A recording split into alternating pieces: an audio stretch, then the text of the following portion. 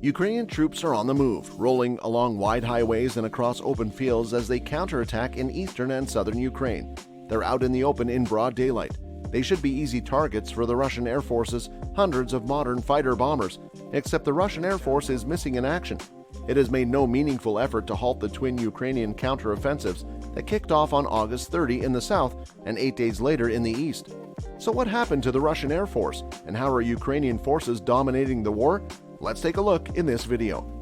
Prior to the war with Ukraine, Russia's Air Force was considered one of the most technologically advanced and efficient in the world. However, the Russian Air Force has shown an unsettling level of nervousness.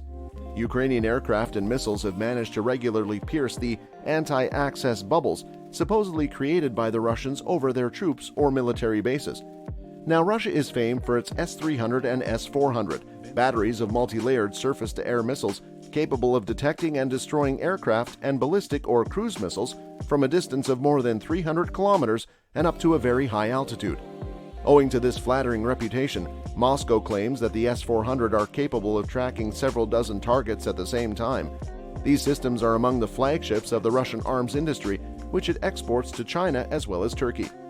In addition to the S-300 and 400, used primarily to protect sensitive sites, logistics depots, military bases, command centers, etc., Russia has medium and low-altitude defense equipment such as the Tor, Buk, or Pantsir missile systems. Mounted on wheels or tank treads, which are more compact and mobile, the equipment accompanies troops on the ground and protects them when the enemy backup is up close in the air. According to military experts, Russia has about 1,000 of these anti-aircraft defense systems. Despite this impressive arsenal, Ukrainian forces have managed to break through this Russian bubble time and time again, inflicting heavy damage. A big reason for Ukraine's successes on the battlefield has to be the weapons it receives from NATO. The United States has supplied Ukraine with some of the most advanced weaponry to counter Russian offensive and possibly even stamp a strong foot in the war. In August, it was revealed that Ukraine received high-speed anti-radiation missiles, or HARM, from the Pentagon.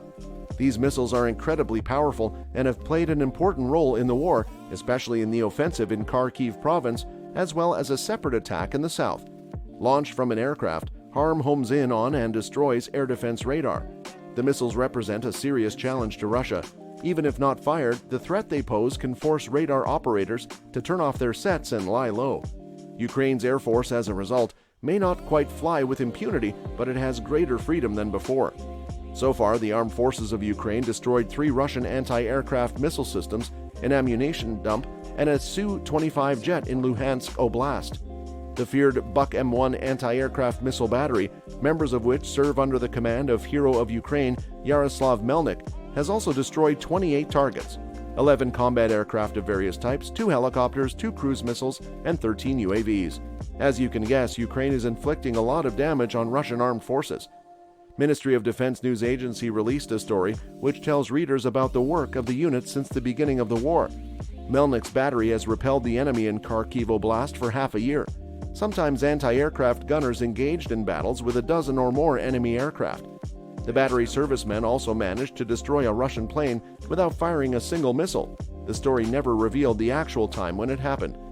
Yaroslav Melnik himself quoted saying, "We also shot down a plane without firing a single missile. We found the target and we turned on the backlight radar." At this time, radar exposure warning signals sounded in the Russist's cabin. He realized that he had turned from being a hunter to being a target. This probably stunned the pilot so much he immediately ejected. The plane crashed. This is not the only situation where the result exceeded our expectations. Once we were assigned to detect and destroy 2 cruise missiles fired by the enemy. Our self-propelled firing system can only operate on 1 target at a time, so we knew that destroying even 1 cruise missiles would be a great success. We found the target and completed a combat launch. Our anti-aircraft missile exploded in such a way that it damaged 2 Russian cruise missiles with its own debris. Now, Russia's enormous losses in the air have proven to be advantageous to Ukraine. These enormous aircraft losses also cut off the Russian ground troops from the air support required to capture and hold territory, said U.S. Air Forces in Europe and Africa Commander General James Hecker during the annual Air Force Association conference. If there is one thing to take away from all of this, is that Ukraine will continue taking back occupied territory from Russia and prolong the war to the next year as well. We don't expect the war in Ukraine anytime soon.